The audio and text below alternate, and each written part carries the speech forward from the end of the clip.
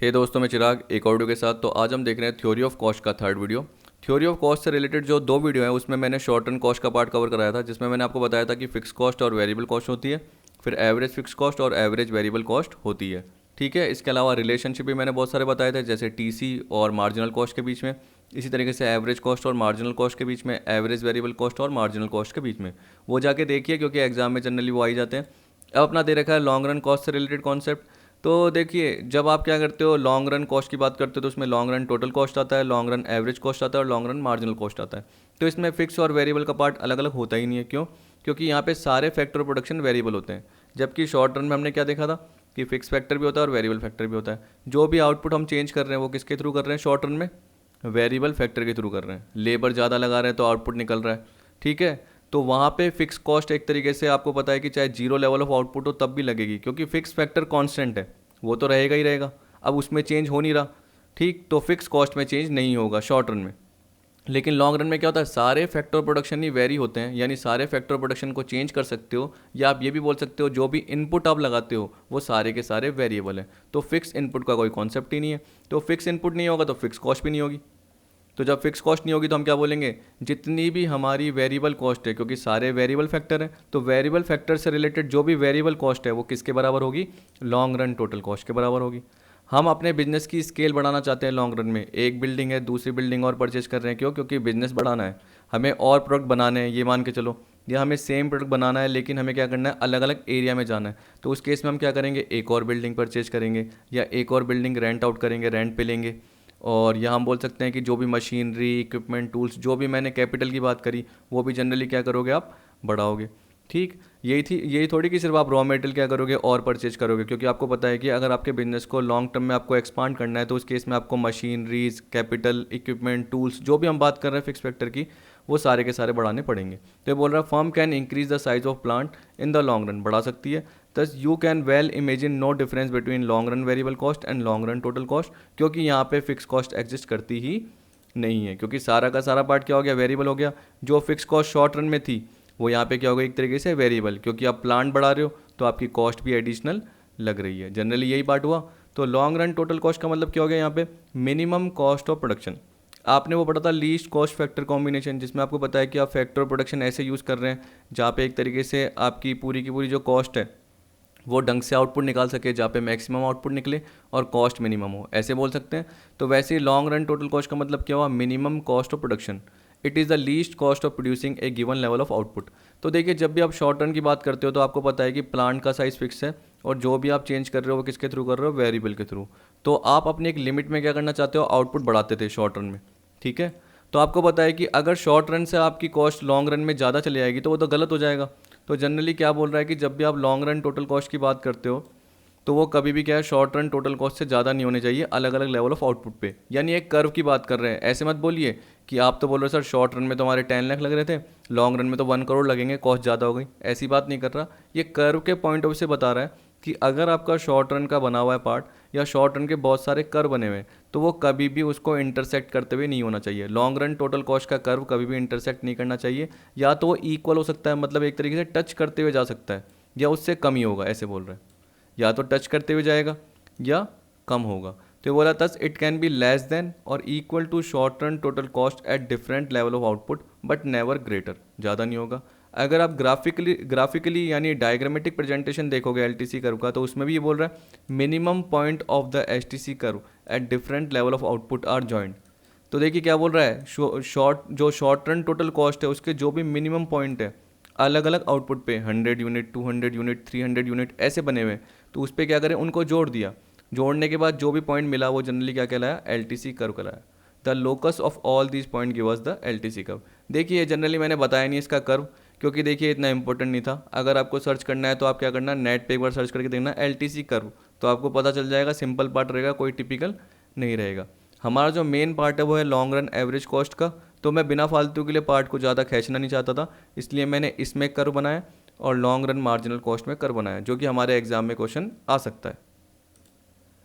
अब देखिए किसकी बात कर रहा है? एवरेज कॉस्ट की बात कर रहा है। एवरेज कॉस्ट का मतलब क्या होता है? Cost per unit. तो जनरली वो कैसे निकलेगी? T C upon Q. यहाँ पे हम किसकी बात कर रहे हैं? लॉन्ग रन की बात कर रहे हैं, तो उसको नाम क्या दे दिया? L T C. तो जनरली बोल दिया L T C upon Q करके क्या निकल के आता है, L A C, long run average cost. अगर हम कर्व की बात करेंगे तो क्या बोल रहा है, it can be defined as the average of L T C curve और the cost per unit of the output in the long run. इसको बोल रहा है it can be calculated by the division of L T C by the quantity of output. अब देखिए जो आपको ये पॉइंट दे रखे हैं ये समझ में नहीं आएंगे, कब समझ में आएंगे, जब आप कर्व देखोगे। तो इसलिए पहले मैं क्या आपको बता रहा हूँ, ये कर्व या डायग्राम जैसे भी आप बोलिए, इससे रिलेटेड एग्जाम्पल बता रहा हूँ, फिर आप आराम से समझ जाओगे। देखिए सबसे पहली चीज़ ये डायग्राम है, इसमें जनरली यहाँ पे आउटपुट दे रखा है 200, 400, 600, 800, 1000, 1200, इस तरीके से आपको पॉइंट दे रखे हैं। फिर यहाँ पे देखो कॉस्ट दे रखी है, ये जनरली जो कॉस्ट है एक तरीके से एवरेज कॉस्ट है, क्योंकि ये जो बन रखा है वो एवरेज का बन रखा है। तो ये 10 रुपीज़ पर यूनिट है, ऐसे मान लीजिए 20 रुपीज़ पर यूनिट, या डॉलर भी बोल सकते हो, $10 पर यूनिट, पर मैं रुपीज़ में मान रहा हूँ इंडियन में। तो 10 rupees per unit, 20 rupees per unit, 30 rupees, ये बीच का पार्ट 15 हो गया, ये आपका 25 हो गया, इस तरीके से आपको दे रखा है। तो जनरली देखो आपको ये जो ये एस ए सी कर्व दे रखे हैं, एस ए सी, अब देखो कन्फ्यूज मत होना, ये एस ए सी 1 है, ये वाला है, ठीक है। अब देखिए ये क्या है, एस ए सी 2 है, ये वाला, वो लिखा हुआ ऐसे क्योंकि देखो प्रिंटेड होते हैं तो थोड़ा सा पास पास होते हैं इसलिए।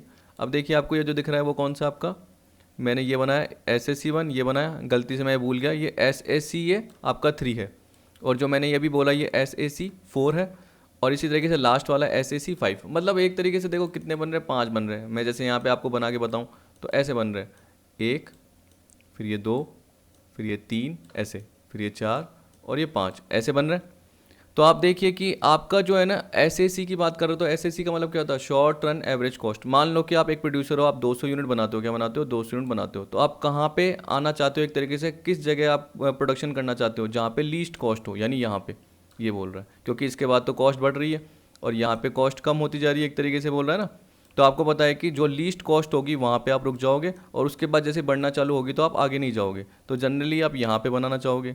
इसी तरीके से 400 यूनिट की बात कर रहा है तो आप यहाँ बनाना चाहोगे। तो ये अलग अलग प्लांट दे रखे हैं, याद रखना क्या दे रखे हैं, अलग अलग प्लांट। चलिए आप ये सोचिए कि शॉर्ट रन में आप जो भी आउटपुट चेंज करते हो किसके थ्रू चेंज करते हो, वेरिएबल फैक्टर के थ्रू, यानी वेरिएबल इनपुट लगाते हो, लेबर बढ़ाते हो, ठीक है, उस हिसाब से आपका प्रोडक्शन चेंज होता है। तो यहाँ पे हम मान के चल रहे हैं प्लांट फिक्स है, प्लांट मतलब क्या हो गया, कैपिटल फिक्स है, मान के क्या चल रहे हैं, कैपिटल फिक्स ही होती है शॉर्ट रन में। तो आपको पता है कि कैपिटल फिक्स है, और अगर आपका 200 यूनिट का पार्ट है तो आप यहाँ पे पर्टिकुलर अपनी कॉस्ट को रोक दोगे, एक तरीके से लीस्ट कॉस्ट यहाँ पे देखोगे। फिर अगर आपका प्लांट ये वाला होता मान लो, यानी अगर आप 400 यूनिट प्रोड्यूस करने वाले होते तो यहाँ पे रोकते। मान लो एक ए है, एक बी है, इसी तरीके से एक सी है। सी जो 600 यूनिट बनाता है वो कहाँ पे रोकेगा, अपने इस पॉइंट पे रोकेगा। डी कहाँ पे रोकेगा, इस पॉइंट पे रोकेगा।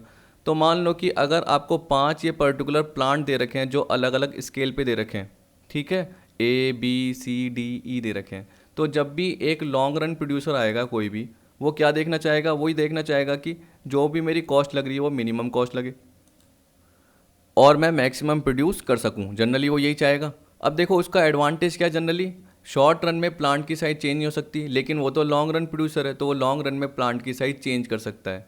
तो वो एक तरीके से अपनी कॉस्ट को किसके थ्रू कम करेगा, मिनिमम कॉस्ट किसके थ्रू करेगा, प्लांट की साइज चेंज करके, मतलब कैपिटल को बढ़ा के, एक और मशीनरी परचेज करके वो प्रोडक्शन की करेगा। तो वो तो 200 की जगह 400 पे भी जा सकता है, आप तो सिर्फ 200 पे थे, या जो 400 पे था वो 400 पे था, आगे नहीं बढ़ सकता था, लेकिन आप तो 200 से 400 पे भी बढ़ सकते हो, 4 से 6, 6 से 8, 8 से 1000 पे बढ़ सकते हो, मतलब आप एक और प्लांट ऐड कर सकते हो। मान लो कि अगर आप शॉर्ट रन प्रोड्यूसर होते तो सिर्फ आप इसी पे रहते, आप इस पे जा ही नहीं सकते थे, लेकिन जो लॉन्ग रन प्रोड्यूसर है वो एक और प्लांट ऐड कर सकता है, तो अपनी 200 यूनिट को 400 यूनिट कर सकता है, समझ गए, लॉन्ग रन प्रोड्यूसर कर सकता है। तो अब सोचिए कि जो लॉन्ग रन प्रोड्यूसर है वो सोच रहा है कि यार 200 यूनिट पे प्रोड्यूस करके देखता हूँ तो कितनी कॉस्ट आ रही है हर यूनिट की बनने की, 38 रुपीज़, कितनी आ रही है, 30 से 40 है ना, अराउंड मान लो यहाँ पे 35 आता है, तो ये 38 रुपीज़ आ रही है, ठीक है। अब देखिए उसने सोचा कि यार 38 आ रही है तो दूसरे प्लांट पे जाता हूँ, यानी एक और प्लांट ऐड कर देता हूँ। जैसे उसने वो ऐड किया तो देखो कॉस्ट क्या हो गई, यानी 400 यूनिट पे जो कॉस्ट है अराउंड मान के चलो 32 हो गई, चलो 32 मान लो क्योंकि 30 से ऊपर है। लेकिन जैसे उसने और ऐड करी, यानी और यूनिट बनाई, यानी एक और प्लांट ऐड किया, तो उसकी कॉस्ट अराउंड कितनी रह गई, 28, कितनी रह गई, 28, ठीक है। इसको हटा देता हूँ, अब समझ जाना क्या रह गई, ये 28 रह गई।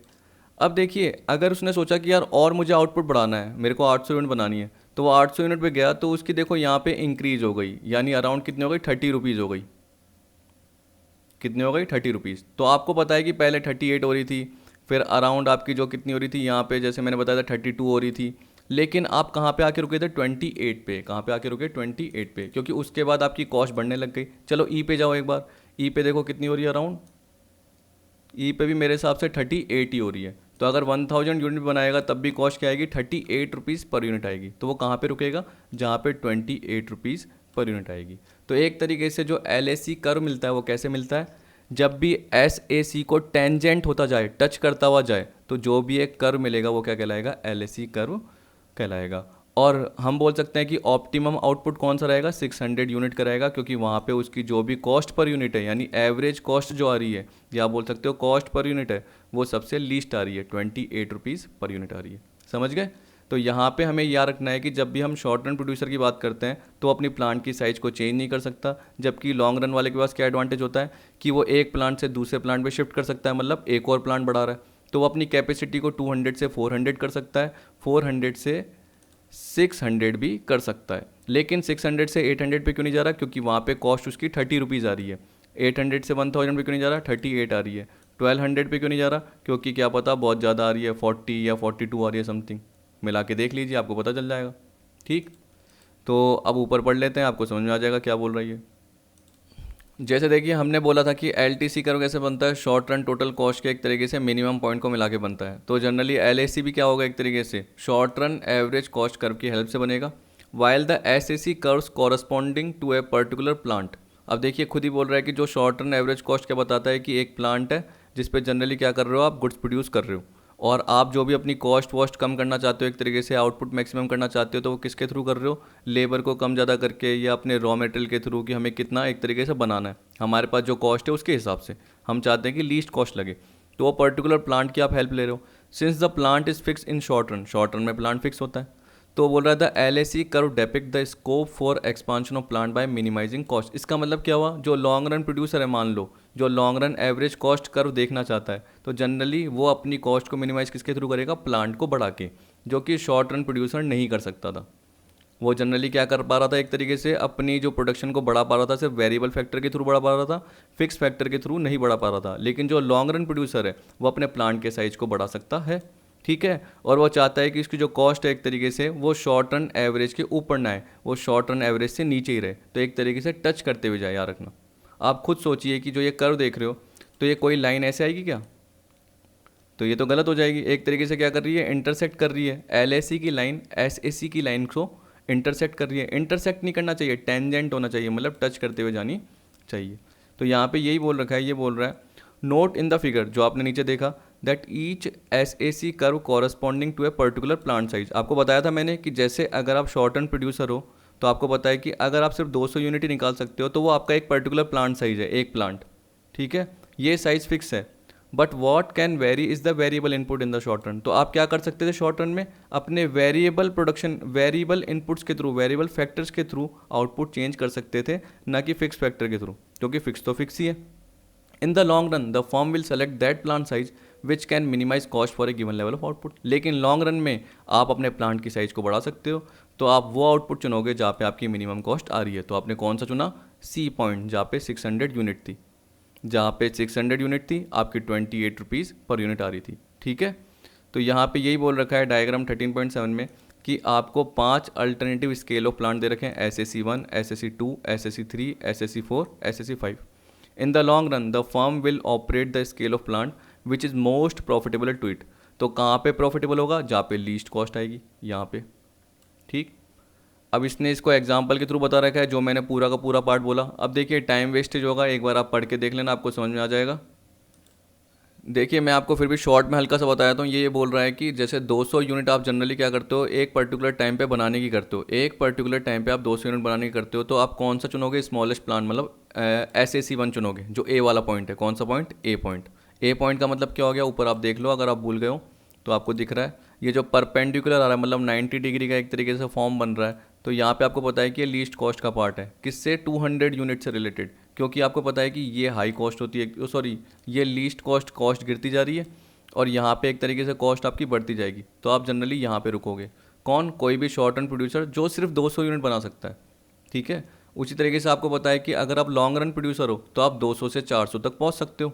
तो आप तो ए से बी की तरफ जा सकते हो, बी से सी की तरफ जा सकते हो, लेकिन वो शॉर्ट रन प्रोड्यूसर नहीं जा सकता, ये बोल रहा है। तो आपको पता है कि पर्टिकुलर वो SEC1 पे ए पॉइंट पे रुकेगा, ठीक, क्योंकि वो सिर्फ 200 यूनिट ही बना सकता है और वहाँ पे उसकी लॉस्ट है। फिर इसी तरीके से मान लो कि आप लॉन्ग रन प्रोड्यूसर हो, तो आप अपनी सेल्स को 400 यूनिट करना चाहते हो, तो उस केस में आपको क्या करना पड़ेगा, प्लांट की साइज़ को भी बढ़ाना पड़ेगा। तो आपको क्या करना पड़ेगा, एक और प्लांट परचेज करना पड़ेगा, एक और मशीनरी इक्विपमेंट हायर करना पड़ेगा, रेंट पे लेना पड़ेगा, जो भी पार्ट है वो आपको करना पड़ेगा। तो इसका मतलब आप SSC2 पे पहुँचोगे, मतलब बी पॉइंट पे, वहाँ पे भी आपकी कॉस्ट आपको ज़्यादा लग रही है तो आप 600 यूनिट पहुँचोगे, तो आपकी वहाँ पे कॉस्ट मिनिमम आ गई। लेकिन कब, क्योंकि आप फिर 800 पे पहुँचे, आपको पता चला कि वहाँ कॉस्ट ज़्यादा लग रही है, फिर आप 1000 पे पहुँचे और ज़्यादा लग रही है। तो आपको पता है कि इन सबको मिला के एक कर्व ड्रॉ होगा, जिसको हम क्या बोलते हैं एक तरीके से LAC curve, long run average cost curve, envelope curve भी बोलते हैं, क्योंकि जनरली देखो ये किसकी शेप ले रहा है, एक तरीके से एनवलप की शेप ले रहा है। याद रखना ये फ्लैटर होता है ज़्यादा, जबकि SAC कर्व आपको दिख रहे हैं ऐसे, और ये दिख रहा है पूरा का पूरा ऐसे टच करता हुआ जाता हुआ, क्या करते हुए, सबको टच करता हुआ जाता हुआ जा रहा है। तो जनरली जो टच करता हुआ जाता जा रहा है वो LAC कर्व है, और वो ज़्यादा क्या है, फ्लैटर, किससे, SAC के कंपैरिजन में। तो सारे पार्ट में यही दे रखा है, if we draw a tangent to each of the short run cost curve we get the long run average cost curve, the LAC is U shape but is flatter than the short run cost curve. हो गया, mathematically the long run average cost curve is the envelope of the short run average cost curve. तो ये बोल रहा है कि एक तरीके से उसको एनवलप कर रहा है, उसको फोल्ड कर रहा है, ये मान के चलो, किसका, कौन से कर्व को, SAC कर्व को, आपको दिख रहा है SAC कर्व, तो जनरली एक तरीके से उसको अंदर समेट रहा है, ये बोल रहा है ना। तो एनवलप की शेप एक तरीके से ले लेगा, इसलिए इसको बोलते हैं एनवलप कर्व, या प्लानिंग कर्व भी बोलते हैं, याद रख लेना, ठीक। तो आपको बोल रहा है कि जो फिगर ऊपर 13.7 था, मतलब जो ऊपर डायग्राम था, उसमें लोएस्ट पॉइंट C था। CM is the minimum cost at which optimum output OM can be obtained. यहाँ पे आपको दिख रहा था पर्टिकुलर C पॉइंट था, यहाँ पे हमने C पॉइंट बोला, ये O पॉइंट था, तो यहाँ पे जनरली बोल रहा है कि ये पॉइंट है, ठीक है। CM एक तरीके से मिनिमम कॉस्ट था, जहाँ पे optimum output OM can be obtained, ये जनरली ये बोल रहा है। फिर आपको बोल रखा है, thus the choice in the long run is to produce at that plan size that can minimise cost, जहाँ पे कॉस्ट मिनिमम हो रही है। Graphically this give us a LAC curve that join the minimum point of all possible SAC curve as shown in figure, thus the LAC curve is also called an envelope curve और planning curve. This curve first falls reaches as minimum and then rises giving it a U shape. Generally ऊपर आप देख सकते हो क्या बोल रहा है, देखिए ये बोल रहा है कि सबसे पहले फॉल होगा, ठीक, फिर अपने मिनिमम पे पहुंचेगा और उसके बाद ये बढ़ना चालू कर देगा। तो आप तो यहीं पे रुकोगे ना, तो इसलिए। और वो कैसे आया, एक तरीके से SAC को टच करते करते हुए, टेंजेंट होते होते हुए आया। अब देखिए यहाँ पे ये बोल रहा है कि हम क्या यूज़ कर सकते हैं, एक तरीके से रिटर्न टू स्केल फॉर्म का भी यूज़ कर सकते हैं LAC कर्व की शेप के लिए। रिटर्न टू स्केल में आपको पता है 3 पार्ट आता है, एक तो इंक्रीजिंग, एक आता है आपका कॉन्स्टेंट, और एक आता है डिमिनिशिंग। यहाँ पे देखो जनरली क्या बोला है, during increasing return to scale. आपको पता है इंक्रीजिंग रिटर्न का मतलब क्या होता है, जहाँ पे आपका मार्जिनल प्रोडक्शन बढ़ रहा है, जहाँ पे आपका मार्जिनल प्रोडक्शन बढ़ रहा है, या जहाँ पे आप ये भी बोल सकते हैं कि जिस प्रपोर्शन में आपने अपने इनपुट चेंज किए उससे ज़्यादा प्रपोर्शन में आउटपुट निकल के आ रहा है। अगर आपने अपने फैक्टर प्रोडक्शन को 10% किया है और आउटपुट कितना निकल रहा है, 10% से ज़्यादा निकल रहा है, मतलब 20%, तो आप क्या बोलोगे कि यार ये तो 10% ही चेंज करा और ये 20% निकल रहा है, डबल निकल के आ रहा है, ठीक है। या मैं बोल सकता हूँ कि अगर आपके एक लेबर और एक कैपिटल थी, उस पर कितनी 100 यूनिट निकलती थी, जैसे ही आपने 2 लेबर और 2 कैपिटल, तो आपने क्या करा, एक और पार्ट बढ़ाया, ये तो करा 2 लेबर और 2 कैपिटल, तो 200 यूनिट नहीं निकली, 300 निकल गई, ज़्यादा निकल गई। तो वो जनरली एक तरीके से प्रपोर्शनेटली ज़्यादा पार्ट आ जाता है आपका आउटपुट का, तो हम क्या बोलते हैं, इंक्रीजिंग रिटर्न टू स्केल। तो आप खुद सोचिए कि अगर आपका आउटपुट ज़्यादा निकलेगा तो आप क्या करते हो, जो भी आपकी कॉस्ट निकलती है, क्या आती है, टोटल कॉस्ट, उसके नीचे क्या करते हो, क्वांटिटी डिवाइड करते हो। तो आप खुद सोचिए ना कि आपकी एवरेज कॉस्ट तो फॉल होगी होगी। आप सोचिए, दिमाग लगाइए कि अगर एक लेबर एक कैपिटल पे आप 100 यूनिट सोच रहे थे और आपको लगा कि यार एक और लेबर लगा देते हैं, एक और कैपिटल लगा देते हैं, तो 200 यूनिट निकलेगी, लेकिन 300 निकलने लग गई। तो इसका मतलब क्या, 100 से 200 नहीं निकली, 100 से 300, 200 यूनिट बढ़ गई। तो उस 300 यूनिट से रिलेटेड आप जैसे डिवाइड करोगे टोटल कॉस्ट को, क्योंकि पहले तो कॉस्ट वही आ रही थी, अब मान लो कि एक और लेबर लगाया, उसकी भी कॉस्ट वही है, एक और कैपिटल लगाई, उसकी भी कॉस्ट वही है, तो आपको क्या पता चला कि आपकी टोटल कॉस्ट तो बढ़ी है लेकिन क्वांटिटी बहुत ज़्यादा बढ़ी है। तो आपकी जो लॉन्ग रन एवरेज कॉस्ट है वो फॉल होगी, वो कम होगी ही होगी। दिमाग लगा लेना, सिंपल सा पार्ट है।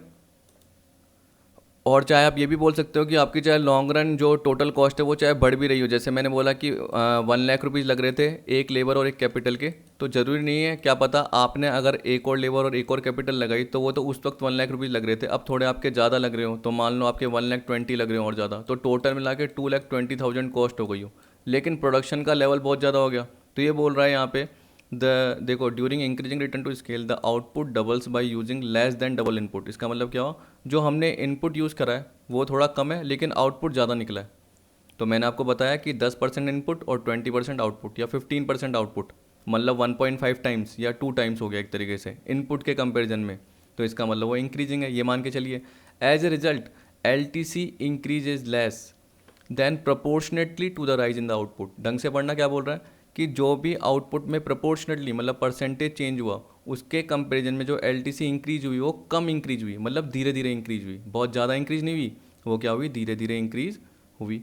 और आउटपुट था एक तरीके से हम क्या बोल सकते हैं, जितना भी आपका आउटपुट हुआ उसके कंपैरिजन में जो एल टी सी इंक्रीज हुई वो कम इंक्रीज हुई। तो जब वो आपकी लॉन्ग रन टोटल कॉस्ट कम इंक्रीज होगी तो उस केस में आपका long run average cost fall होगा ही होगा। नॉर्मल पार्ट है। अगर आप इसको एक एग्जांपल के थ्रू लेना चाहते हो तो खुद ले सकते हो, चलो मैं एक बार आपको बना के बता देता हूँ।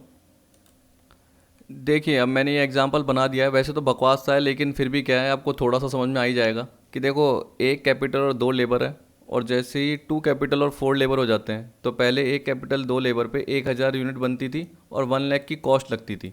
तो अगर आपको पता है कि टोटल कॉस्ट अपॉन क्वांटिटी करोगे तो क्या निकल के आएगी, एवरेज कॉस्ट निकल के आएगी। अब देखो एल पे ध्यान मत दो, लॉन्ग रन है हमें पता है, तो आप एवरेज कॉस्ट बोलो ताकि आपको ध्यान रहे, कन्फ्यूज नहीं हो आप। तो देखो 100 रुपीज़ की आपकी पर यूनिट की कॉस्ट लग रही थी पहले, जब एक कैपिटल 2 लेबर था।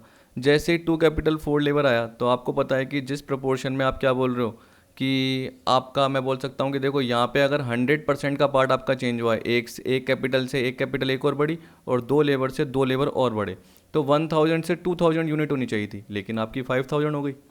तो मतलब आप सीधी सीधी बात कर सकते हो कि कितना आपका बढ़ गया, कि अगर ये आपका 100% बढ़ रहा है तो ये 400% बढ़ रहा है, क्योंकि देखो 4000 यूनिट बढ़ गई। तो ये 100%, इसका मतलब क्या हुआ, अगर हम 1% इनपुट चेंज करते हैं तो 4% क्या होता है आपके आउटपुट में चेंज होता है। अब उससे क्या हुआ, आपको ये बोल रहा है कि जो टोटल कॉस्ट आपकी इंक्रीज तो हुई है, देखो 1 लाख से 250, मतलब 1,50,000 बढ़ी है, 1,50,000 बढ़ी है, लेकिन आप देख सकते हैं कि जो आपकी एवरेज कॉस्ट है वो फॉल होगी 2,50,000 अपॉन देखिए 5,000 यूनिट। जैसे ही आपने डिवाइड किया तो डिवाइड करके देख लेना, अराउंड आएगा 50 रुपीज़ पर यूनिट। तो पहले आपकी 100 रुपीज़ लगती थी, अब आपकी 50 रुपीज़ पर यूनिट लगेगी। तो ये यही बोल रहा है कि शुरू में जो आपका क्या होगा, एक तरीके से जो भी इनपुट निकलेगा, यानी जो भी आप इनपुट यूज़ करोगे उसके थ्रू जो भी आउटपुट निकलेगा वो ज़्यादा निकलेगा, जैसे हमारे में 4 टाइम्स निकला। As a result L T C increase तो होगी लेकिन वो लेस इंक्रीज होगी, किसके प्रोपोर्शन में, आउटपुट के प्रोपोर्शन में। एल टी सी बढ़ेगी तो सही, लेकिन वो बोल रहा है कि आउटपुट के प्रोपोर्शन में एक तरीके से कम बढ़ेगी, तो उस केस में क्या बोलेगा, L A C will fall, long run average cost क्या होगा, फॉल होगा, क्योंकि हमारी लॉन्ग रन टोटल कॉस्ट बढ़ तो रही है लेकिन वो धीरे धीरे बढ़ रही है, याद रख लेना क्या बढ़ रही है, धीरे धीरे। और जब हम कांस्टेंट की बात करते हैं तो कांस्टेंट का मतलब क्या हो गया, आपको पता है, output double by doubling the input, मतलब जितने से हमने इनपुट बढ़ाया उतने से हमारा आउटपुट बढ़ेगा। अगर 10% से इनपुट बढ़ाया तो आउटपुट भी 10% से ही बढ़ेगा। And the L T C increases proportionately with the rise in output, मतलब जितना आपका आउटपुट बढ़ा उसी के हिसाब से आपकी लॉन्ग रन टोटल कॉस्ट भी बढ़ी। जैसे ही लॉन्ग रन टोटल कॉस्ट उसी प्रपोर्शन में बढ़ी तो उस केस में हम क्या बोलेंगे, लॉन्ग रन एवरेज कॉस्ट भी कांस्टेंट रहेगी। अगर आपने देखा हो तो आपको पता है कि देखो आपकी जो मार्जिनल कॉस्ट बोलते हो या आप चलो जो एवरेज कॉस्ट बोलते हो वो यू शेप की बनती है, तो जनरली ये क्या बता रही है, गिरता हुआ पार्ट बता रही है, फिर आपका थोड़ा सा क्या है, रुकता हुआ पार्ट आया कांस्टेंट, फिर वापस से बढ़ता हुआ चालू हुआ, यही बोल रहा है ना। तो लीस्ट पॉइंट में अगर आप 2 पॉइंट बना दोगे तो एक तरीके से कांस्टेंट बोल दोगे कि यहाँ पे कांस्टेंट है, लेकिन उसके बाद बढ़ती हुई जा रही है, बढ़ती हुई क्यों जा रही है, क्योंकि डिक्रीजिंग रिटर्न टू स्केल का पार्ट है। तो ये जनरली आपका इंक्रीजिंग का पार्ट है और ये डिक्रीजिंग का पार्ट है। डिक्रीजिंग का मतलब क्या हो गया, output doubles by using more than double the input, output doubles by using more than double the input. तो इसका मतलब क्या हुआ, अगर आपने इनपुट यूज़ करा 10% का पार्ट और आउटपुट एक तरीके से कितना हुआ सिर्फ आपका, मैं बोल सकता हूँ 4%, 5%, 6%, जनरली ऐसे हुआ। यानी अगर आप इस लाइन का मतलब पढ़ोगे तो इस लाइन में तो थोड़ा आपको कन्फ्यूजन लगेगा, लेकिन इसका मतलब क्या है कि आउटपुट आपका डबल बढ़ा है लेकिन आपने जो इनपुट है वो डबल से ज़्यादा यूज़ किया है, ठीक है। तो यानी ये मान के चलो अगर आपने इनपुट पिछले से 3 गुना ज़्यादा यूज़ करा लेकिन आउटपुट सिर्फ 2 गुना ही बढ़ा, तो इसका मतलब क्या हो गया, वो परसेंटेज के हिसाब से कमी है। या हम ये भी बोल सकते हैं कि देखो अगर मैंने इनपुट 20% ज़्यादा लगाया और मेरा अगर आउटपुट 20% निकल रहा है तो वो कांस्टेंट है। अगर 20% से कम निकल रहा है आउटपुट, 15% ही निकल रहा है पिछले आउटपुट के कंपैरिजन में, तो हम क्या बोलेंगे, एक तरीके से डिक्रीजिंग रिटर्न टू स्केल है कि जिस हिसाब से हम अपना इनपुट ले रहे हैं उस हिसाब से जो आउटपुट निकल रहा है वो पिछले के मुकाबले कम ही निकल रहा है।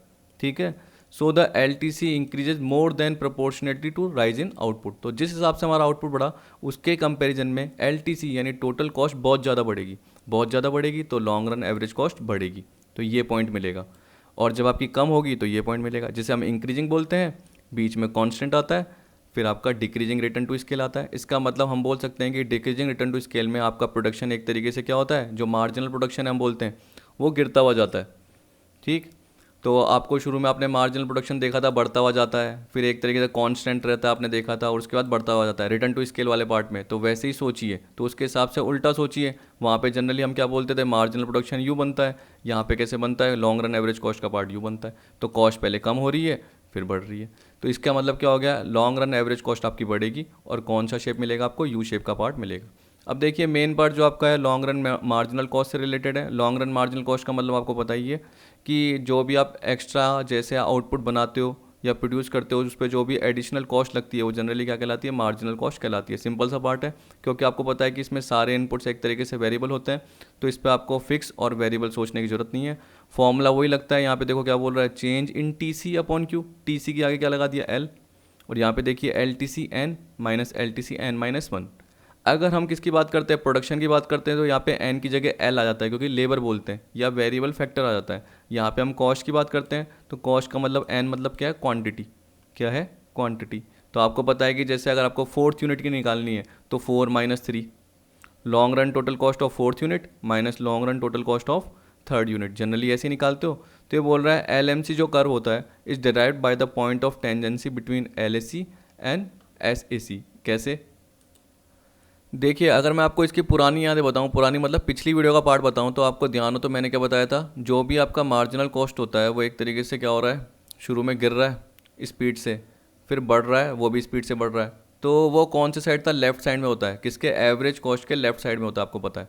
फिर इसके बाद आप जनरली देख रहे थे कि मैं बोल सकता हूँ, ये बना दिया मैंने, थोड़ा सा वैसे बन गया, ये बना दिया मैंने एवरेज कॉस्ट। तो ये आपका क्या था, मार्जिनल कॉस्ट का पार्ट था, और ये आपका एवरेज कॉस्ट का पार्ट था। तो इसमें भी तो यही पार्ट आएगा। ये क्या बोल रहा है एक तरीके से कि जो LMC कर्व है वो किसके थ्रू आएगा, tangency between LAC and SAC, किसकी, लॉन्ग रन एवरेज कॉस्ट और शॉर्ट रन एवरेज कॉस्ट। लेकिन अभी पहले मैं आपको ये पॉइंट बता देता हूँ, जनरली क्या बोल रहा है, ये note an important relationship between LMC and SAC here. तो आपको अभी देखो यहाँ पे क्या बोल रहा है, when LMC long run marginal cost लाए बिलो LAC। तो आपको पता है कि लॉन्ग रन मार्जिनल कॉस्ट क्या है, LAC के नीचे है, तो उस केस में LAC भी गिरता हुआ रहेगा, ये आपको पता ही था। जहाँ पे एक तरीके से क्या कर रहा है, इंटरसेक्ट कर रहा है एक दूसरे को, तो वहाँ पे हम क्या बोलेंगे, LMC इक्वल टू LAC, मतलब कांस्टेंट है और एवरेज कॉस्ट क्या आपकी मिनिमम है पिछली वीडियो के हिसाब से। अब आपको पता है कि मार्जिनल कॉस्ट बहुत स्पीड से बढ़ने लग गया, तो उस केस में हम क्या बोलेंगे, एवरेज कॉस्ट भी बढ़ेगा।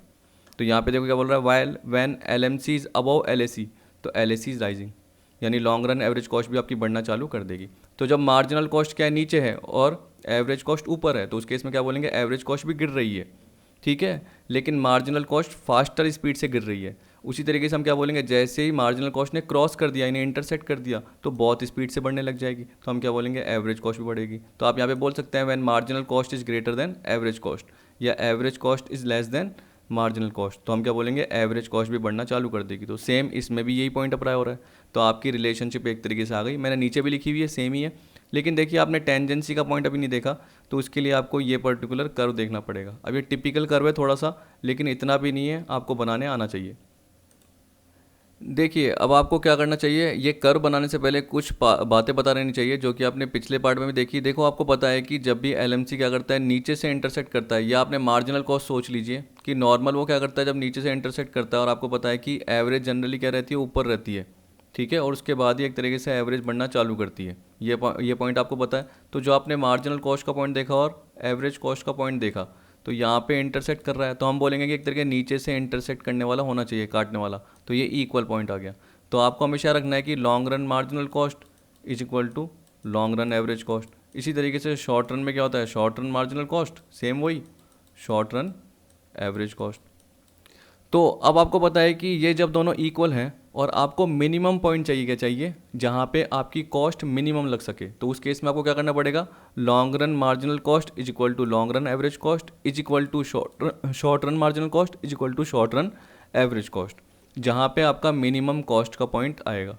याद रख लेना हमेशा, long run marginal cost is equal to long run average cost होता है, लेकिन आपको पता है कि शॉर्ट रन मार्जिनल कॉस्ट भी शॉर्ट रन एवरेज कॉस्ट होता है।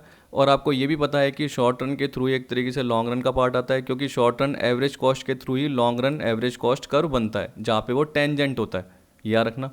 इसी तरीके से हमें पता है कि वहाँ पे यानी कहने का मतलब क्या हुआ, ये दोनों भी इक्वल होने चाहिए और ये दोनों भी इक्वल होने चाहिए। Long run average cost is equal to short run average cost होना चाहिए और long run marginal cost is equal to short run marginal cost होना चाहिए। इसका मतलब लॉन्ग रन के दोनों मार्जिनल कॉस्ट एवरेज कॉस्ट और शॉर्ट रन के दोनों, वो सारे के सारे चारों पार्ट इक्वल होने चाहिए, तब जाके कॉस्ट आपकी मिनिमाइज होगी। ये तो आप समझ गए।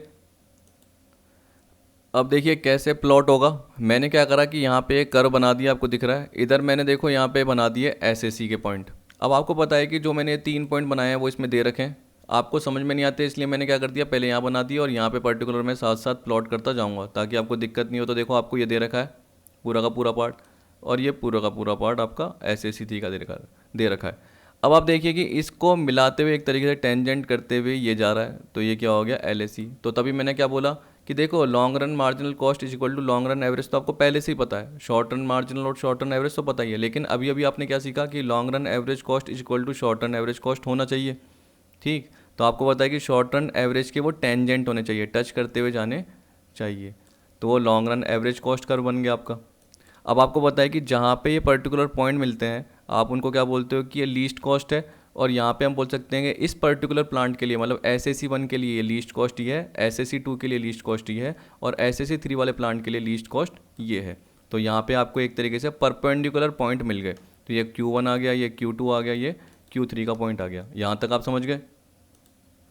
अब हमें देखिए क्या पता करना है, एक तरीके से ये जो मैं बना के बता रहा हूँ पूरा, हमें क्या पता करना है, लॉन्ग रन मार्जिनल कॉस्ट पता करना है। और आपको पता है कि वो लॉन्ग रन एवरेज को नीचे से कट करेगी। अब कहाँ से कट करेगी वो हमें पता ही नहीं है, तो हमें पता है कि कहाँ पे कट करेगी, LMC is equal to LAC is equal to SMC is equal to SAC। आप सोच सकते हैं कि देखो आपका SAC का पार्ट हो गया, यानी ये पार्ट हो गया आपका, और LAC का पार्ट हो गया। अब आपका जो बचा है आपको LMC निकालना है, लेकिन वो लास्ट में निकलेगी, पर आपको पहले क्या करना पड़ेगा, SMC short run marginal cost. अब आपको पता है कि जब भी आपका शॉर्ट रन एवरेज कॉस्ट ये बनता है, उसके नीचे से मार्जिनल कॉस्ट जाती है, जैसे हमने अभी लॉन्ग रन मार्जिनल कॉस्ट के लिए मैंने आपको बताया था, ठीक है, और लॉन्ग रन एवरेज के लिए बताया था। तो आपको पता है कि जो आपका ये शॉर्ट रन एवरेज कॉस्ट है, मतलब ये एवरेज कॉस्ट का पार्ट है और ये आपका मार्जिनल का है। तो आप शॉर्ट रन के हिसाब से सोचिए, ये कट करेगा, तो देखिए एक यहाँ कट कर रहा है, यानी इस पॉइंट पे।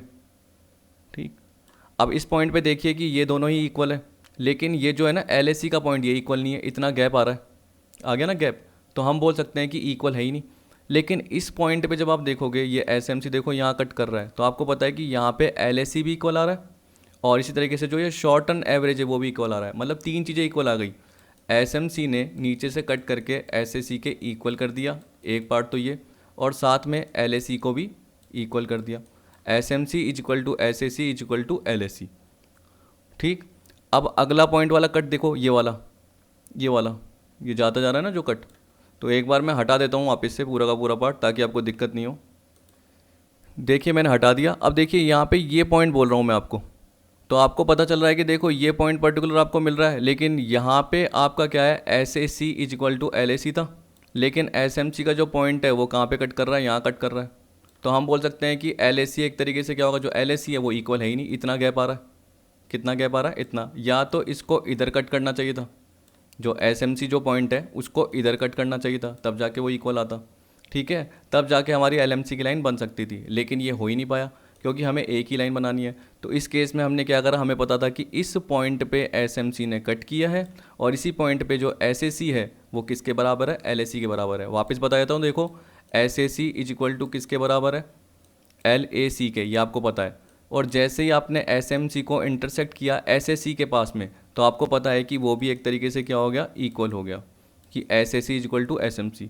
लेकिन उसी पॉइंट पे आपको पता है कि ये तीनों इक्वल हो रहे हैं, SAC is equal to LAC is equal to SMC। तो उसी पॉइंट पे आपकी लाइन जाएगी, जो कि क्या कहलाएगी, लॉन्ग रन मार्जिनल कॉस्ट। तो देखिए ये भी एक तरीके से बढ़ती हुई जा रही है। अब एक बार ये हटा दीजिए पूरा पार्ट, तो आपको समझ में आ जाएगा। अब देख सकते हैं आप, तो यही पॉइंट पे आपको क्या दिख रही है, SMC is equal to SAC, S M C is equal to S A C याद रखना, और आपको पता है कि S S C is equal to L A C थी, ठीक है, और इसी पॉइंट पे आपका एल एम सी का पॉइंट जा रहा है। तो हम बोल सकते हैं कि S M C is equal to S A C is equal to L M C is equal to L A C, या आप ऐसे बोल सकते हो S M C is equal to L M C is equal to S A C is equal to L A C. सारे point आपके equal हो गए। तो कभी भी आप देखना कि यहाँ पे जब आपको एस एम सी का पॉइंट दिख रहा है तो वो क्यों नहीं दिख रहा, क्योंकि इतना गैप आ रहा है, क्योंकि इस पॉइंट पे जनरली क्या था, आपका एस ए सी और एल ए सी का पॉइंट मिल रहा था, लेकिन एस एम सी मिल ही नहीं पाया।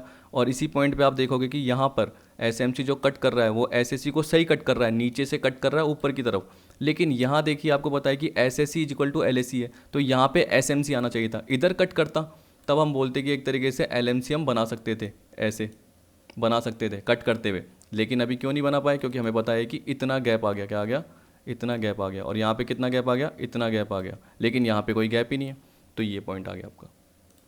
तो मेरे हिसाब से जितना मैंने आपको बताया उस हिसाब से आपको आ गया होगा। तो देखो यहाँ पे यही बोल रखा है कि जो लॉन्ग रन मार्जिनल कॉस्ट है वो किससे ड्राइव होता है, by point of tangency between L A C and S A C. L A C यानी एस ए सी बने हुए थे ये, और जो एल ए सी था तो वो टेंजेंसी मतलब टचिंग वाले पॉइंट, उनके थ्रू, और उसके थ्रू जैसे मैंने मार्जिनल कॉस्ट बनाया तो मेरे इक्वल नहीं आ रहे थे, लेकिन यहाँ पे मेरा मार्जिनल कॉस्ट इक्वल आ गया, तो मुझे पता है कि मेरा S A C is equal to L A C is equal to short run marginal cost आ गया। तो उस पॉइंट से ही मेरी एक लाइन जा रही थी जिसे हम बोल रहे थे लॉन्ग रन मार्जिनल कॉस्ट। क्या बोलते हैं, लॉन्ग रन मार्जिनल कॉस्ट। तो लॉन्ग रन मार्जिनल कॉस्ट हमेशा किसके थ्रू आता है, एस ए सी और एल ए सी के टेंजेंसी पॉइंट के थ्रू आता है। ये वाला पार्ट मैंने रिलेशनशिप बता दिया आपको। अब नीचे देखो क्या बोल रखा है कि इसको कैसे निकाला, जो मैंने पूरा का पूरा बोला वो पूरी की पूरी इसने एक्सप्लेनेशन दे रखी है, पढ़ के देख लीजिए। अब देखिए मैंने तभी आपको बोला कि बार बार एल एम सी कर्व किसकी हेल्प से होगा, एल ए सी कर्व और एस ए सी। तो सबसे पहले आप क्या करना, एस ए सी कर्व के 3 पॉइंट बना लेना है, या 5 जितने भी, जैसे ऊपर वाले मैंने 5 पॉइंट बोले थे, ठीक है, तो वैसे आप यहाँ पे एस ए सी कर्व के 3 बना दिए हमने जो अपने इस वाले कर्व में देखे। फिर एल ए सी कर्व को क्या करा, एनवलप की तरह जोड़ते गए हमने ये देखा था। फिर उसके बाद एस एम सी कर्व को हमने कट करके देखा, तो जहाँ पे वो तीनों पॉइंट मिल रहे हैं, जहाँ पे ये तीनों पॉइंट मिल रहे हैं वहीं पे हमने एल एम सी की लाइन खींच दी, याद रखना, जहाँ पे ये तीनों पॉइंट मिल रहे हैं। तो यहाँ पे we first drive L A C curve from S A C curve, ये आ गया। तो एस ए सी कर्व से हमने L A C curve derive किया। Subsequently we draw perpendicular on quantity axis, L ही नहीं है, डेट इज एक्स एक्सिस, ठीक, from the point of tangency of S A C curve and L A C curve. इसका मतलब जहाँ पे S A सी और एल ए सी मिल रहे थे वहाँ से हमने एक सीधी लाइन खींची, जिसको हम 90 डिग्री लाइन भी बोल सकते हैं, एक तरीके से परपेंडिकुलर लाइन बोल सकते हैं, ठीक है। जहाँ पे एक एक्सिस पे वो 2 लाइन को काटती है तो जनरली हम उसको क्या बोल देते हैं, परपेंडिकुलर बोल देते हैं। Those perpendiculars will intersect the S M C curve associated with the respective S A C curve. तो आपको पता है कि एस ए सी कर्व को काटते हुए क्या जाती है, एस एम सी कर्व जाती है, ये जा रही है, ये पर्टिकुलर जा रही है। अब पर ये तो ऊपर जा रही है, कहाँ जा रही है, ऊपर। तो आपको पता है कि ये इस तरफ जाएगी ऐसे, ये एस एम सी कर्व जो जाएगा वो इस तरफ जाएगा, क्योंकि आपको पता है कि ये short run average cost curve है, तो ये नीचे से ऊपर जाएगा। अब ये पॉइंट तो देखो बिल्कुल यहाँ तक चले गया, यहाँ तक चले गया तो कॉस्ट ही बहुत ज़्यादा आ रही है, तो यहाँ पे तो वैसे ही रुकोगे नहीं, तो आपको यहीं रुकना पड़ेगा।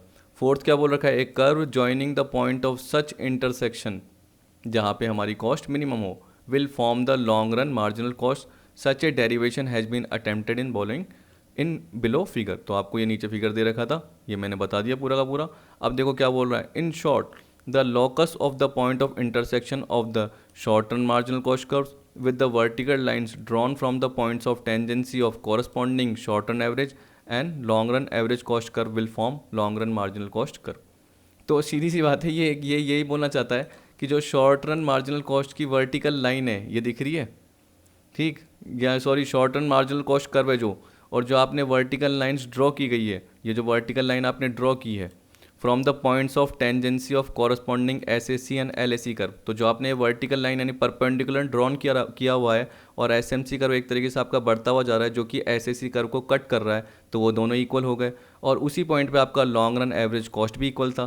तो ये बोल रहा है कि एक तरीके से एस ए सी और एल ए सी इक्वल होने चाहिए, और एस एम सी कर्व भी उसके इक्वल हो जाना चाहिए, तब जाके आपको एल एम सी कर्व की लाइन मिल जाएगी। तो नॉर्मल पार्ट था।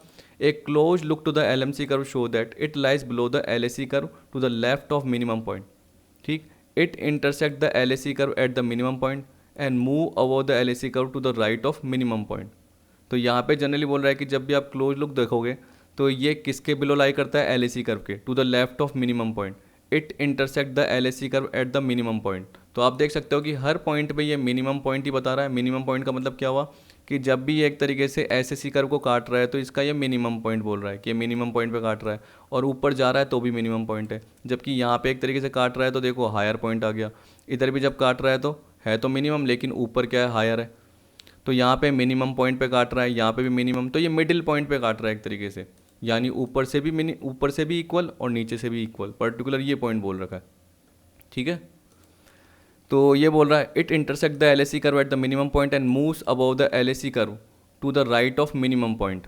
तो आपको पता है कि लेफ्ट में भी मिनिमम है और राइट में भी मिनिमम है, और जो आपका LAC कर्व बन रखा था जहाँ पे SAC एक तरीके से टेंजेंट था, ठीक, तो उस केस में आपको पता चल गया कि सबसे मिनिमम पॉइंट ये है। तो at the minimum point where LMC intersect the LMC intersect the LAC both the short and long run average and marginal cost are equal, याद रख लेना। तो जब भी आपका एग्जाम में ये आ गया तो उस केस में आप क्या बोलोगे, long run average cost is equal to long run marginal cost is equal to short run average cost is equal to short run marginal cost. आपके ये भी पूछ सकता है कि कहाँ पे मिनिमम कॉस्ट रहती है लॉन्ग रन में, तो जनरली आपको यहाँ बता देना है जहाँ पे ये चारों इक्वल हो। ठीक है, लॉन्ग रन मार्जिनल कॉस्ट नीचे से कट करना चाहिए और शॉर्ट रन मार्जिनल कॉस्ट भी नीचे से कट करना चाहिए ऊपर की तरफ। However unlike long run average cost it does not envelope the short run marginal cost curve. तो देखिए जनरली आप देख लेना कि जैसे शॉर्ट रन एवरेज कॉस्ट के through long run average cost क्या करता है, एक तरीके से शॉर्ट रन एवरेज कॉस्ट को एनवलप कर देता है, यही तो बोल रहा है। तो आप देखिए लॉन्ग रन मार्जिनल कॉस्ट कोई शॉर्ट रन मार्जिनल कॉस्ट को एनवलप कर रहा है कि नहीं, वो उनको ढक रहा है कि नहीं। जनरली आपको पता है कि वो तो एक तरीके से उनको इंटरसेक्ट ही कर रहा है, उनको भी काट ही रहा है। तो आप देख सकते हो वो शॉर्ट रन मार्जिनल कॉस्ट को ढक नहीं रहा, ढकने का मतलब क्या, एक तरीके से टच करते हुए नहीं जा रहा, वो तो बल्कि काटते हुए ही जा रहा है। तो इसलिए हम बोल सकते हैं कि वो शॉर्ट रन एवरेज कॉस्ट और लॉन्ग रन एवरेज कॉस्ट की तरह नहीं है, जो कि लॉन्ग रन मार्जिनल कॉस्ट बिल्कुल अलग है। फिर आपको बोल रहा है कि ये एनवलप कर्व क्यों होता है एक तरीके से लॉन्ग रन एवरेज कॉस्ट, तो मैं ऊपर बता चुका हूँ, एक बार ये पर्टिकुलर पॉइंट आपको पढ़ लेना तो आपको पता चल जाएगा कि फर्म क्या करती है जब भी शॉर्ट रन एवरेज कॉस्ट का यूज़ करती है तो उसमें प्लांट साइज मिनिमम होती है।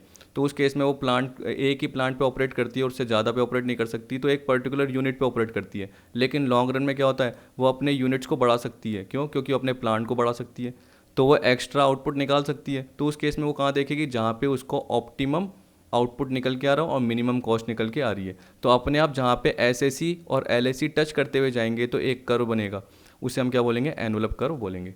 तो जनरली इसमें यही बोल रखा है। फिर आपको रिलेशनशिप मैंने, क्योंकि देखो क्या है, कभी कभी मैं एक्स्ट्रा क्वेश्चन दे देता हूँ तो ये एक्स्ट्रा दे दिया मैंने ताकि आपको समझ में आ जाए। और देखिए LAC और LMC का रिलेशनशिप है, मैंने अभी आपको ऊपर बताया, जनरली वही का वही है। आपको क्या करना है, सबसे पहले क्या करना है, सबसे पहले एक कर्व बनाना है। तो आपको पता चल गया कि ये कौन सा है, आपका LMC कर्व है, ठीक है। और उसके बाद आप याद रखना कि देखो जब भी आप कर्व बनाते हो तो आपको लेफ्ट साइड पे मार्जिनल कॉस्ट याद रखना है। तो आपको पता है कि सबसे पहले ऊपर क्या आएगा, आपका एवरेज कॉस्ट का पार्ट आएगा, और इधर भी आपका एवरेज कॉस्ट का, तो ये LAC कर्व है, ये मान के चलिए। अब आपको पता है कि ये LAC का लोएस्ट पॉइंट है, जहाँ पे LMC और LAC इक्वल आते हैं। तो जहाँ पे LMC LAC इक्वल है उसे हम क्या बोलेंगे, LAC का मिनिमम पॉइंट। आपको पता है कि LAC नीचे है, नहीं, मार्जिनल कॉस्ट नीचे है और LAC क्या है, ऊपर है। तो आप बोल सकते हो कि व्हेन, ये रहा, कहाँ गया, LMC is below LAC, LMC नीचे है और LAC ऊपर है। उल्टा भी बोल सकते हो, व्हेन LAC यानी long run average cost is above LMC, या long run average cost is greater than long run marginal cost, तो LAC क्या होगी, एक तरीके से डिक्रीज होगी। तो जब भी LAC ऊपर है तो वो डिक्रीज होती ही रहेगी, लेकिन जैसे ही इंटरसेक्ट कर दिया या मार्जिनल कॉस्ट ने नीचे से काट दिया तो उस केस में मार्जिनल कॉस्ट बहुत स्पीड से बढ़ेगी, तो लॉन्ग रन एवरेज कॉस्ट भी बढ़ेगी। तो यहाँ पे देखो क्या बोल रहा है, when LMC is above LAC, तो LAC भी बढ़ना चालू कर देगी। तो सेम पिछली वाली वीडियो की तरह ही है, वहाँ पे हमने शॉर्ट रन मार्जिनल कॉस्ट और शॉर्ट रन एवरेज कॉस्ट का पार्ट पढ़ा, यहाँ पे हमने लॉन्ग रन का पार्ट देख लिया। तो आई होप आपको सारा पार्ट समझ में आ गया होगा। एक बार खुद कर्व बना के देखना, आपको पर्टिकुलर सारे पॉइंट आ जाएंगे।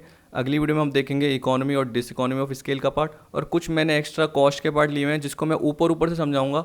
आपको मैं उसका थ्योरेटिकल पॉइंट नहीं पढ़ाऊंगा, क्योंकि उसमें क्या अकाउंट कॉस्ट क्या होती है, इकोनॉमिक क्या होती है, फुल कॉस्ट क्या होती है, आउट ऑफ पॉकेट कॉस्ट क्या होती है, इंक्रीमेंटल कॉस्ट क्या होती है, रिप्लेसमेंट कॉस्ट क्या होती है, तो वो ऊपर के पॉइंट, क्योंकि अगर आप थ्योरेटिकल पार्ट पढ़ लोगे खुद आपको समझ में आ जाएंगे। क्योंकि मैं अगर पढ़ाने बैठता हूँ तो ये मान लो कि आपको बोरिंग लगने लग जाएगा, क्योंकि मैं थ्योरेटिकल पॉइंट समझा के सेम टू सेम वही पॉइंट पढ़ूंगा जो उसमें दे रखे होंगे, ठीक है। तो वो अगली वीडियो में देखेंगे। आई होप आज की वीडियो आपको पसंद आई होगी। वीडियो देखने के लिए थैंक यू।